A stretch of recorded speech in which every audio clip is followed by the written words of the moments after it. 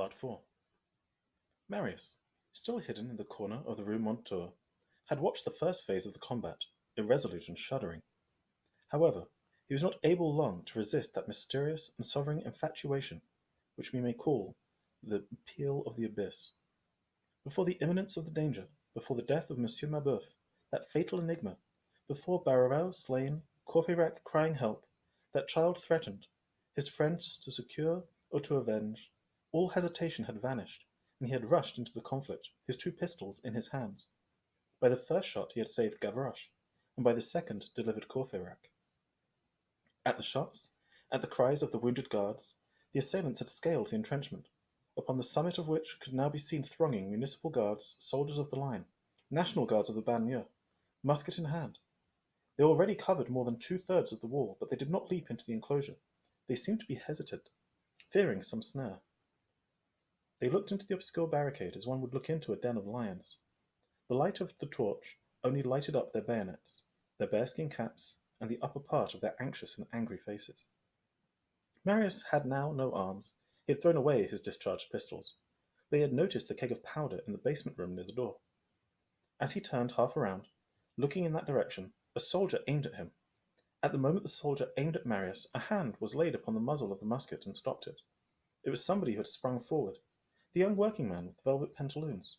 The shot went off, passed through the hand, and perhaps also through the working man, for he fell, but the ball did not reach Marius. All this in the smoke, rather guessed at than seen. Marius, who was entering the basement room, hardly noticed it.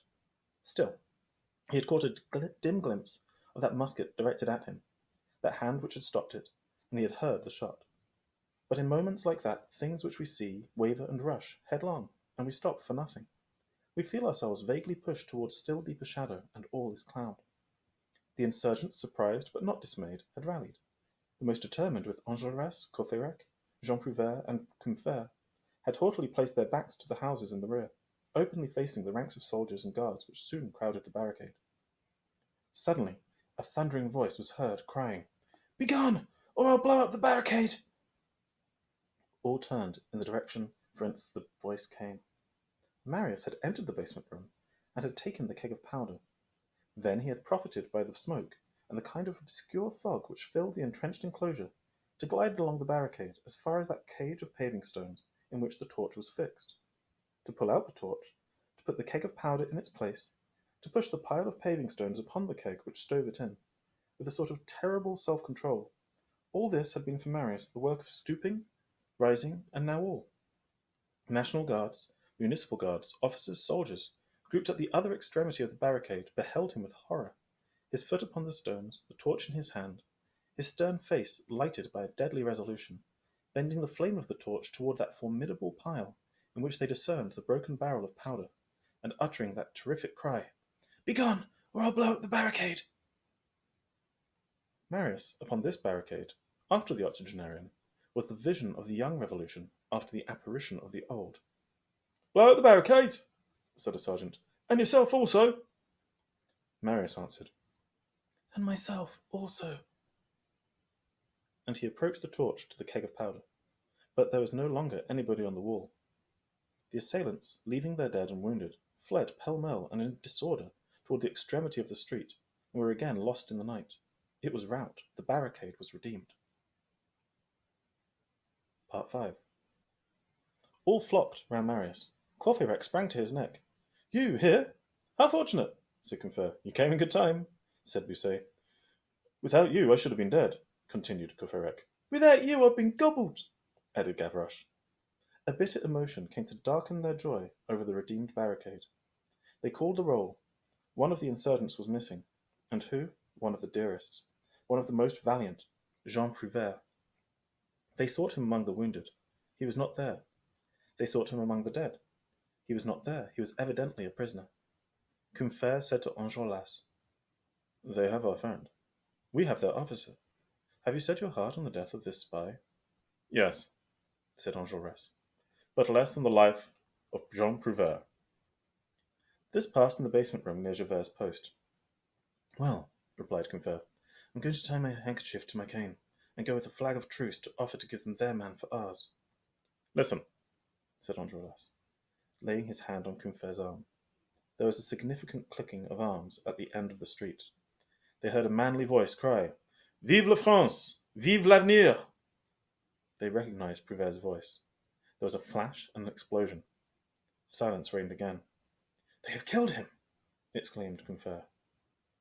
Enjolras looked at Javert and said to him, "Your friends have just shot you." Part 6. The whole attention of the insurgents was directed to the great barricade, which was evidently the point still threatened, and where the struggle must infallibly recommence. Marius, however, thought of the little barricade and went to it. It was deserted and was guarded only by the lamp which flickered between the stones. As Marius, the inspection maid, was retiring, he heard his name faintly pronounced in the obscurity. "Monsieur Marius!" He shuddered, for he recognized the voice which had called him 2 hours before through the grating in the Rue Plumet. Only this voice now seemed to be but a breath. He looked about him and saw nobody. "At your feet," said the voice. He stooped and saw a form in the shadow, which was dragging itself toward him. It was crawling along the pavement. It was this that had spoken to him. The lamp enabled him to distinguish a blouse, a pair of torn pantaloons of coarse velvet, bare feet, and something which resembled a pool of blood. Marius caught a glimpse of a pale face which rose toward him and said to him, "You do not know me?" "No." "Eponine." Marius bent down quickly. It was indeed that unhappy child. She was dressed as a man. "How came you here? What are you doing there?" "I am dying," said she. There are words and incidents which rouse beings who are crushed. Marius exclaimed with a start, "You are wounded!" And he tried to pass his arm under her to lift her. In lifting her, he touched her hand. She uttered a feeble cry. "Have I hurt you?" asked Marius. "A little." "But I have only touched your hand." She raised her hand into Marius' sight, and Marius saw in the center of that hand a black hole. "What is the matter with your hand?" "It is pierced." "Pierced?" "Yes." "By what?" "By a ball."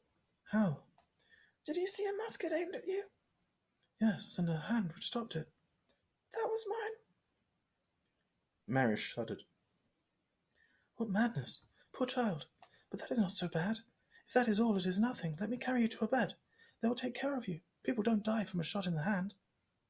She murmured, "The ball passed through my hand, but it went out through my back. It is useless to take me from here. I will tell you how you can care for me, better than a surgeon. Sit down by me on that stone." He obeyed. She laid her head on Marius' knees. Without looking at him, she said, "Oh, how good it is! How kind he is! That is it.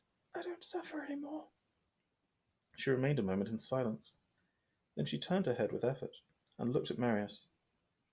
"You thought me ugly, didn't you?" she continued. "See, you are lost. Nobody will get out of the barricade now. It was I who led you into this, it was. You are going to die, I am sure. And still, when I saw him aiming at you, I put up my hand upon the muzzle of the musket. How funny it is. But it was because I wanted to die before you. When I got this ball, I dragged myself here. Nobody saw me, nobody picked me up. I waited for you. I said, he will not come then. Oh, if you knew I bit my blouse, I suffered so much. Now I am well.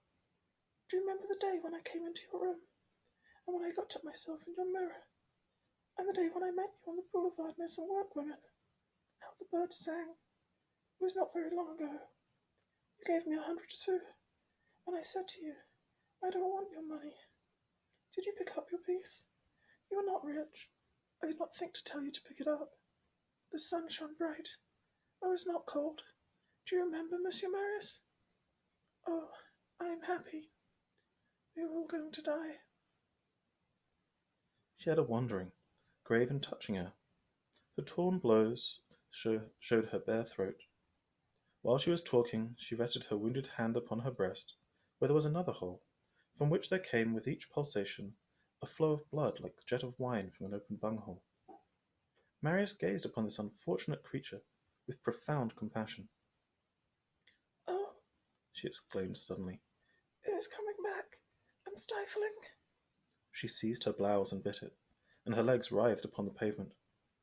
"Oh, don't go away. said she. "It will not be long now."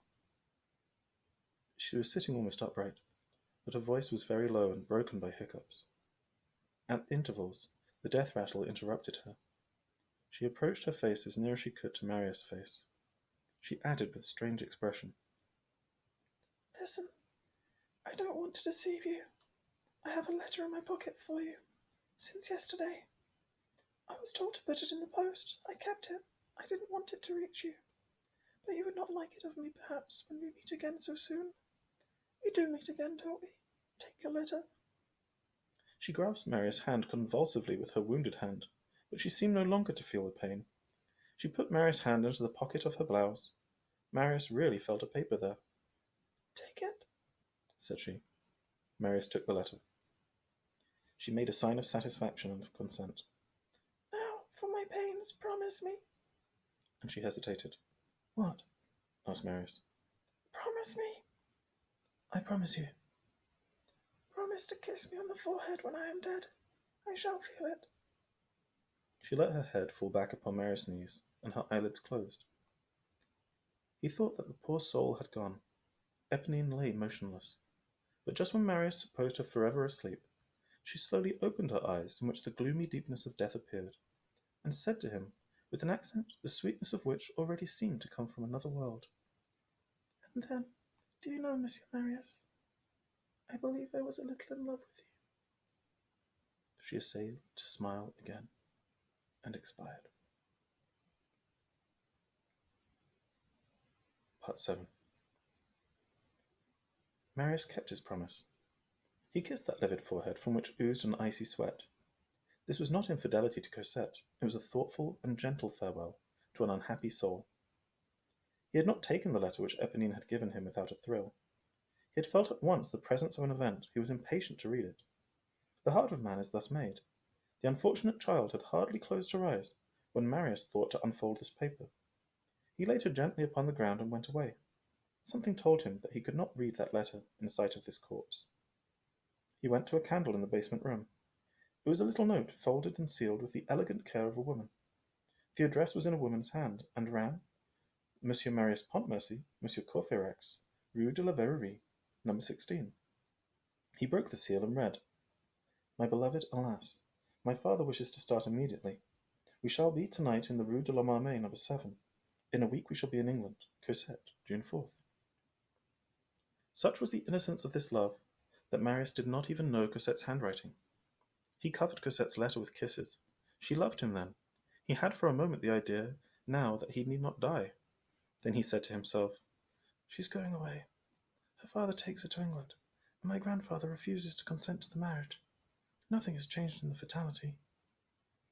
Dreamers, like Marius, have these supreme depressions, and paths hence are chosen in despair. The fatigue of life is insupportable. Death is sooner over. Then he thought that there were two duties remaining for him to fulfill: to inform Cosette of his death, and send her a last farewell, and to save from the imminent catastrophe which was approaching the poor child, Éponine's brother and Thénardier's son. He had a pocket-book with him, the same that he had contained the pages upon which he had written so many thoughts of love for Cosette. He tore out a leaf and wrote with a pencil these few lines: "Our marriage was impossible. I have asked my grandfather, he has refused. I'm without fortune, and you also. I ran to your house, I did not find you. You know the promise that I gave you? I keep it. I die, I love you. When you read this, my soul will be near you, and will smile upon you." Having nothing to seal this letter with, he merely folded the paper and wrote upon it this address: Mademoiselle Cosette Fauchelevent, Monsieur Fauchelevent's Rue de la Marmée, No. 7. The letter folded, he remained a moment in thought, took his pocket-book again, opened it, and wrote these lines on the first page with the same pencil: "My name is Marius Pontmercy. Carry my corpse to my grandfather's, Monsieur Gillenormand, Rue de Fille de Calvaire, No. 6 in the Marais." He put the book into his coat pocket. Then he called Gavroche. The gamin, at the sound of Marius' voice, ran up with his joyous and devoted face. "Will you do something for me?" Marius asked. "Anything," said Gavroche. "God of the good God! Without you I should have been cut for sure." "You see this letter?" "Yes." "Take it. Go out of the barricade immediately." Gavroche, disturbed, began to scratch his ear. "And tomorrow morning you will carry it to its address. To Mademoiselle Cosette, at Monsieur Fauchelevent's, Rue de la Monnaie, number 7. The heroic boy answered, "Ah, well, but in that time they'll take the barricade, and I shan't be here." "The barricade will not be attacked again before daybreak, according to all appearance, and will not be taken before tomorrow noon." "All right," said he, and he started off on a run by the little Rue Montour. Gavroche had an idea which decided him, but which he did not tell for fear Marius would make some objection to it. That idea was this: "It's hardly midnight. The Rue de la Monnaie is not far. I'll carry the letter right away, and I shall get back in time."